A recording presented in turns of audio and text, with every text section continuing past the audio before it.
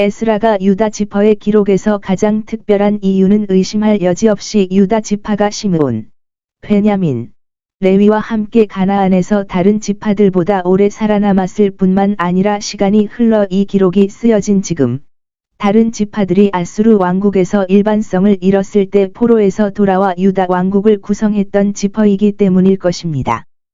이 단락에서 가장 주목할 만한 인물은 야베스입니다. 그가 누구의 아들이었는지, 그가 몇 살에 살았는지는 나오지 않지만 8절에 언급된 아하헬 가문 중 한 가문의 시조인 것 같습니다. 여기 있습니다. 그의 이름의 이유. 그의 어머니는 이런 이유로 그에게 이름을 주었습니다. 내가 슬픔으로 그를 낳았기 때문입니다. 모든 자녀는 슬픔을 안고 태어나지만 여자에 대한 문장은 슬픔으로 자식을 낳으리라. 어떤 사람들은 다른 사람들보다 훨씬 더 많은 슬픔을 안고 있습니다.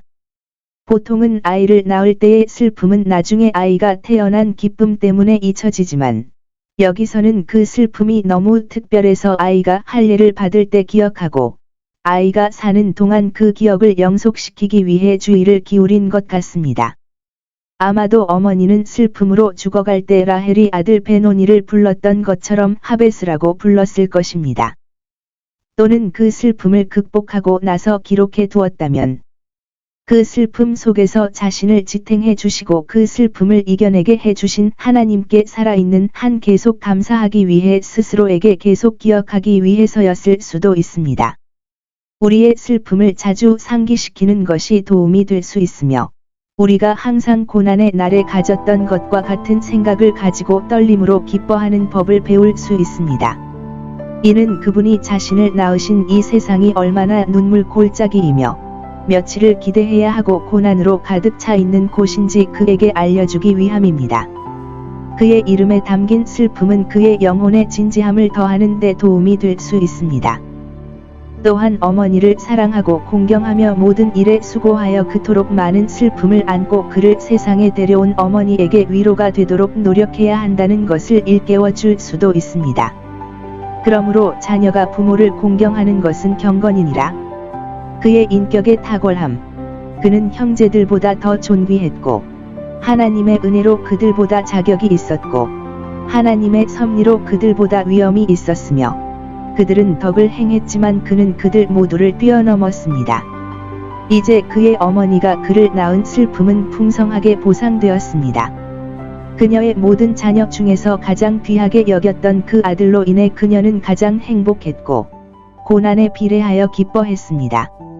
우리는 그가 어떤 이유로 그의 형제들보다 더 명예로운지, 그가 더 큰 재산을 모았기 때문인지, 치안 판사보다 선호되었기 때문인지, 전쟁에서 자신을 알렸기 때문인지 알 수 없습니다. 우리는 그의 학문과 경건함 때문이라고 생각할 가장 큰 이유가 있습니다. 왜냐하면 이것들은 어떤 것보다 사람에게 명예를 부여할 뿐만 아니라 이것들에서 야베스가 저명했다고 생각할 이유가 있기 때문입니다. 학문에 있어서 서기관들의 가족들이 야베스에 살았음을 알 수 있는데 그 도시는 아마도 그에게서 그 이름을 따왔을 것입니다. 유대인들은 그가 유명한 율법 박사이며 많은 제자를 남겼다고 말합니다. 그리고 여기서 갑자기 그를 언급함으로써 에스라가 이 글을 썼을 때 그의 이름이 잘 알려져 있었던 것으로 보입니다. 경건함. 여기서 우리는 그가 기도하는 사람이라는 것을 알 수 있기 때문입니다. 헌신에 대한 그의 성향은 그를 진정으로 명예롭게 만들었고 기도로 하나님으로부터 그의 명예에 많은 것을 더하는 축복을 얻었습니다. 진정으로 위대해지는 길은 진정으로 선하고 기도를 많이 하는 것입니다. 그가 드린 기도는 아마도 솔로몬이 세상에 나갈 때 지혜를 구하는 기도와 같았을 것입니다. 그는 자신의 모든 길에서 하나님을 인정하고 하나님의 축복과 보호 아래 자신을 두기로 결심하고 그에 따라 번영했습니다. 이를 위해 다니엘처럼 혼자서 또는 가족과 함께 기도하는 것이 그의 일상적인 기도 습관이었을 것입니다. 어떤 사람들은 그가 원수들로부터 곤경에 처하고 위협을 받았을 때 이 기도를 드렸다고 생각합니다. 관찰해 보세요. 그는 이방인의 어떤 신에게도 기도하지 않고 오직 기도를 들으시고 응답하시는 살아계시고 참되신 이스라엘의 하나님께 기도했으며, 기도할 때 이스라엘의 하나님, 자기 백성과 언약을 맺으신 하나님, 야곱이 씨름하여 승리하여 이스라엘이라고 불리게 하신 하나님을 바라보았습니다. 그의 기도의 본질은 무엇이었습니까? 여백에서 읽은 대로 그것은 엄숙한 서원, 주께서 참으로 내게 복을 주실 것이면 등 이었고, 그 의미는 불완전하지만 야곱의 서원이나 그와 비슷한 것으로 쉽게 채워질 수 있습니다. 그러면 주께서 나의 하나님이 되시리이다. 그는 자신의 힘으로 약속하는 것이 두려웠거나 하나님께 전적으로 헌신하기로 결심했기 때문에 자신의 약속을 표현하지 않고 이해하도록 남겨두었습니다. 그는 그대로 하나님께 백지를 드리고 그가 원하는 것을 쓰게 했습니다. 주여, 주께서 내게 복을 주시고 나를 지키시며 주께서 원하시는 것을 내게 행하시면 내가 영원히 주의 명령과 처분에 따르겠나이다. 본문에서 볼 수 있듯이 이 기도는 가장 열렬하고 애정 어린 소망의 언어였습니다. 오 주께서 내게 복을 주시기를. 그의 기도의 내용은 무엇이었습니까? 그가 기도한 4가지.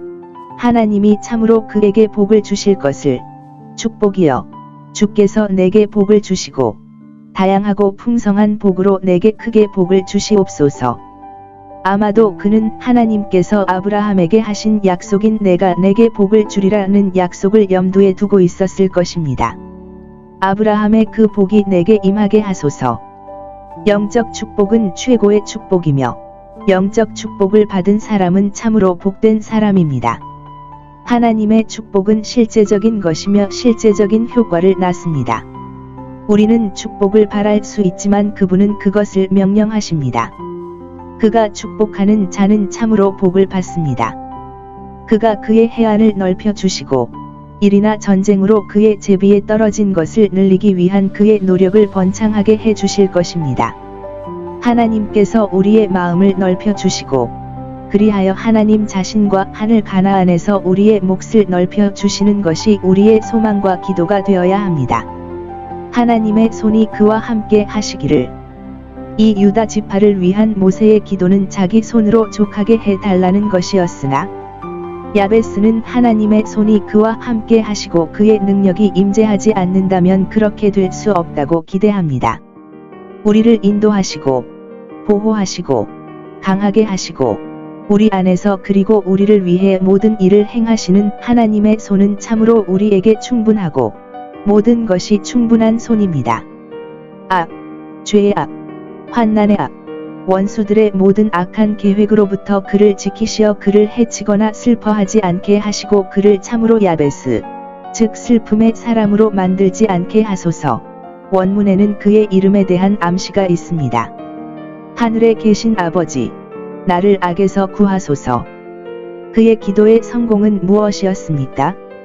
하나님께서는 그가 구한 것을 허락하시고 그를 놀랍게 형통하게 하셨으며 그의 사업, 학업, 세상 사업, 가나안 사람들과의 갈등에서 성공을 거두게 하셨으므로 그는 형제들보다 더 존귀하게 되었습니다. 하나님은 옛날부터 항상 기도를 들을 준비가 되어 계셨고 그의 귀는 아직 무겁지 않으셨습니다. 이 구절에서 우리는 여기에는 모든 종류의 제조에 종사하는 수공예 장인 가족이 있는데 그들은 이웃보다 독창적이고 부지런했습니다. 그들이 살던 곳에는 골짜기가 있었는데 그 골짜기를 장인의 골짜기라고 불렀습니다. 그러므로 장인인 사람들은 비열한 사람으로 여겨져서는 안 됩니다. 이 장인들은 한 직업을 가진 두 사람이 종종 동의하지 않지만 음표를 비교하여 예수를 향상시키고 서로의 명성을 지지할 수 있도록 함께 살기로 결정했습니다. 이 중 한 사람이 바로의 딸과 결혼했는데 바로는 애굽 왕들의 일반적인 이름이었다. 종살이 시작되기 전 애굽에 있던 이스라엘 사람이 요셉의 공로가 아직 새롭지 않은 상태에서 왕의 사위가 되는 것을 선호했다면 모세처럼 왕실과의 동맹을 거부할 수 있는 이스라엘 사람은 거의 없었기 때문에 이상하게 생각할 필요는 없습니다. 다른 사람은 세마포를 짜는 자의 집의 아버지라고 합니다. 그들은 왕국 최고의 직조공이었으며 대대로 자식들을 신사로 만들려고 하지 않고 같은 일을 하도록 키웠다는 것이 그들의 명예로 족보에 삽입되어 있습니다. 이 라단은 홍수 전의 주발이 음악가의 아버지, 야발이 양치기의 아버지 등으로 불리는 것처럼 세마포를 짜는 사람들의 아버지라고 불립니다. 그의 후손은 마레샤라는 도시에 살았는데 그곳에서 왕과 제사장들이 옷을 입는 린넨 천을 제조하거나 주요 상품으로 사용했습니다. 다른 한 족속이 모압에서 지배권을 가졌으나 지금은 바벨론에서 종살이하고 있다. 그들이 모압에서 지배권을 가졌던 것은 고대의 것들 가운데서 발견되었다. 아마도 다윗 시대에 그 나라가 정복되었을 때 그들은 그곳으로 이주하여 그곳의 권세 있는 자리에 앉아서 여러 세대에 걸쳐 그 자리를 지켰을 것이나 이것은 아주 오래 전의 일이며 시간이 많이 지난 일입니다. 그들의 후손은 이제 바벨론에서와 같이 도공과 정원사가 되어 왕의 일을 위해 왕과 함께 살면서 그들의 산업으로 좋은 생계를 유지했기 때문에 포로 생활이 끝난 후에도 형제들과 함께 자기 땅으로 돌아가는 것을 신경 쓰지 않았습니다. 지금 지배권을 가진 자들은 그들의 후손이 무엇으로 전락할지, 어떤 의미 있는 직업을 갖게 될지 알지 못합니다. 그러나 그들은 가나안으로 돌아가기 위해 수고하기보다는 식물과 울타리 사이에 거할 이스라엘 백성의 이름에 합당하지 않았습니다.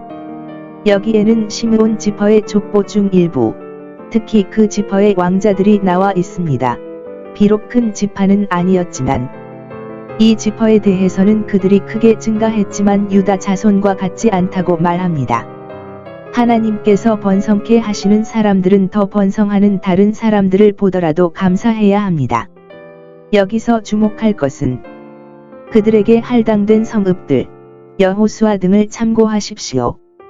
그들이 다윗의 통치 때까지 그들의 것이라고 말할 때 10지파가 다윗의 집에서 반란을 일으켰을 때 많은 시므온 사람들이 유다 안에 머물러 다른 곳에 자리를 잡았기 때문에 이 성읍들을 떠났다는 암시가 주어집니다. 그들이 다른 곳에서 얻은 땅, 다윗 가문에서 반란을 일으킨 이 지파 사람들이 나머지와 함께 아수르로 포로로 끌려갔을 때 유다에 붙어 있던 사람들은 놀랍게도 하나님의 소유가 되었고 그들의 해안을 넓히기 위한 노력으로 번영했습니다. 히스기야 시대에 이르러 오랫동안 웅크린 채 트럭을 몰고 다니던 시므온 지파의 한 세대가 대담한 노력을 기울이기 시작했습니다. 그들 중 일부는 저주받은 함의 후손이 살고 있는 게도르의 입구라고 불리는 아라비아의 한 곳을 공격하여 그곳의 주인이 되어 그곳에 살았습니다. 이것은 히스기야의 경건한 통치에 영광을 더해주며 그의 왕국이 일반적으로 번영함에 따라 특정 가족도 번영했습니다. 그들은 기름진 목초지를 발견했지만 그 땅은 조용했고 아수르의 왕들이 모든 이웃 나라들을 괴롭힐 때에도 이 땅은 그들의 경계를 피할 수 있었다고 합니다. 시므온 족속이 와서 그들을 몰아내고 그 땅의 풍요와 평화를 계승할 때까지 주민들은 아무도 성추행하지 않는 목동이었으며 그들 자신도 성추행을 당하지 않았습니다. 우리처럼 풍요로운 나라에 살고 그 땅이 넓고 조용하고 평화로운 사람들은 우리 거처의 경계를 정하시는 하나님께 빚을 졌다고 생각할 만한 이유가 있습니다. 그들 중 다른 사람들은 여기에 지명된 내 형제의 지휘 아래 세일 산으로 내려가서 헌신적인 아말렉 사람들의 남은 자들을 쳐서 그들의 나라를 점령했습니다. 이제 함과 아말렉에 대한 저주는 그들이 죽지는 않았더라도 잠자고 있는 것처럼 보였을 때 더 많은 성취를 거두었습니다. 시므온에 대한 저주도 그가 분열되어 흩어질 것이었지만 그에게 그것은 축복으로 바뀌었습니다. 그렇게 먼 나라에 이식된 시므온의 가족들은 오늘날까지 거기에 거주한다고 합니다. 그로 인해 포로의 재앙을 피한 것처럼 보일 것입니다. 섭리는 때때로 보존을 위해 고안된 사람들을 곤경에서 벗어나게 합니다.